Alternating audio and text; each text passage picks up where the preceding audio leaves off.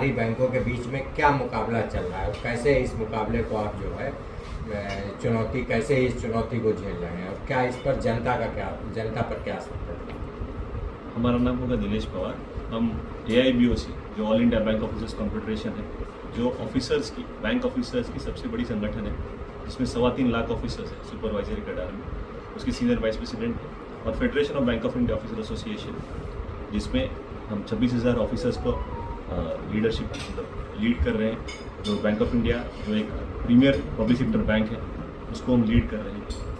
जो आपने सवाल पूछा कि अब आप प्राइवेट सेक्टर बैंक और पब्लिक सेक्टर बैंक में आज जो कंपटीशन चल रहा है, आज जो कंपटीशन मेन हो रहा है वो हो रहा है करंट अकाउंट या सेविंग अकाउंट या डिपॉजिट्स को लेकर, क्योंकि जो हिसाब से हमारी इकोनॉमी ग्रो करी है, अगर आप RBI का भी फिगर्स ले लें, जो हिसाब से एडवांसेस ग्रो कर रहे हैं, लोन पोर्टफोलियो जिसको हम कहते हैं, वो ग्रो कर रहा है। लगभग इंडस्ट्री ग्रो कर रही है 17 से 18% पे, और जो डिपॉजिट्स ग्रो कर रहा है वो 8 से 9% पे।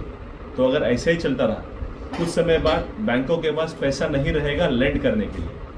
और ये हम नहीं कह रहे, ये RBI का मतलब जो उनका प्रोजेक्ट है, रिपोर्ट है, वो कह रहा है। इसीलिए जो भी प्राइवेट सेक्टर बैंक है या पब्लिक सेक्टर बैंक है, आज वो सारे के सारे डिपॉजिट्स के लिए पीछे पड़े हैं। यही 5 साल पहले ऐसा सिनेरियो था कि कस्टमर को ना बोलना पड़ता था कि आप हमारे पास FD मत रखिए, इसीलिए FD का जो रेट ऑफ इंटरेस्ट तब हो गया था वो लगभग 5.5% हो गया। आज अगर आप देखेंगे FD का इंटरेस्ट क्यों बढ़ते जा रहा है, because there is liquidity crunch in the market. आज बैंक्स बाहर से, ट्रेजरी से, फॉरेन इंस्टीट्यूशन से बाहर से पैसे लेके लैंड कर रहे हैं। तो ये ज़्यादा टाइम तक इंडस्ट्री के लिए अच्छा चीज़ नहीं है जब तक डिपॉजिट्स ना आ जाए।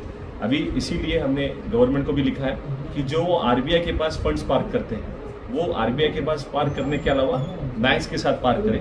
क्योंकि आज अगर बैंक के पास 100 रुपया है तो बैंक को उसमें से पहला CRR के लिए 4 रुपया रखना होता है, फिर SLR के लिए 25 रुपये रखना पड़ता है, फिर बाकी हमको लिक्विडिटी के लिए रखना होता है। तो वो हिसाब से हमको लेंडिंग के लिए पैसा कम होता है। तो ये सब आज प्राइवेट सेक्टर और पब्लिक सेक्टर बैंक में जो कंपटीशन है वो डिपॉजिट्स के लिए है।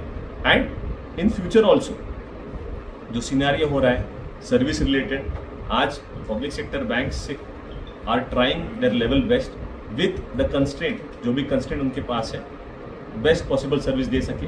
क्योंकि आज बिजनेस के मामले में पब्लिक सेक्टर बैंक और प्राइवेट सेक्टर बैंक सिमिलर है, लेकिन नंबर ऑफ कस्टमर के हिसाब से 10 टाइम्स है। आज प्राइवेट सेक्टर बैंक अगर उतना ही पोर्टफोलियो मैनेज कर रहा है तो उनका नंबर ऑफ कस्टमर्स कम है, क्योंकि वो रिच एंड क्रीम कस्टमर को केटर करते हैं। जो मीडियम क्लास है या लोअर मिडिल क्लास है या लोअर क्लास है, उनको पूरा पब्लिक सेक्टर बैंक ही केटर करते हैं। क्या ऐसा कोई परिदृश्य बन रहा है कि सरकार प्राइवेट बैंकों को बढ़ावा दे रही है? ही ना सर, आज अगर आप देखेंगे गवर्नमेंट के सैलरी अकाउंट्स वो स्लोली प्राइवेट सेक्टर बैंक्स में शिफ्ट हो रहे हैं। या जो जैसे हमने बोला डिपॉजिट्स है, गवर्नमेंट डिपॉजिट्स है, वो भी स्लोली प्राइवेट बैंक्स की तरफ पार्क किए जा रहे हैं। क्योंकि जब काम आता है नेशन बिल्डिंग का या फाइनेंशियल इंक्लूजन का, तो वो काम सारा पब्लिक सेक्टर बैंक्स पे आता है। जैसे जनधन का खाते खोलने के लिए हो गए, मिनिमम बैलेंस के खाते हो गए, मुद्रा करने के लिए हो गया, या PM स्वनिधि अकाउंट खोलने के लिए हो गया, या जैसे अभी आप कोई भी गवर्नमेंट स्कीम ले लीजिए, जैसे महाराष्ट्र में लाड़की बहन योजना है, MP में लाडली बेटी है, ये सब योजनाएं जो स्टेट में चली है, उसका पैसा कौन देता है? उसका पैसा पब्लिक सेक्टर बैंक देती है। क्या है इसके पीछे सरकार का?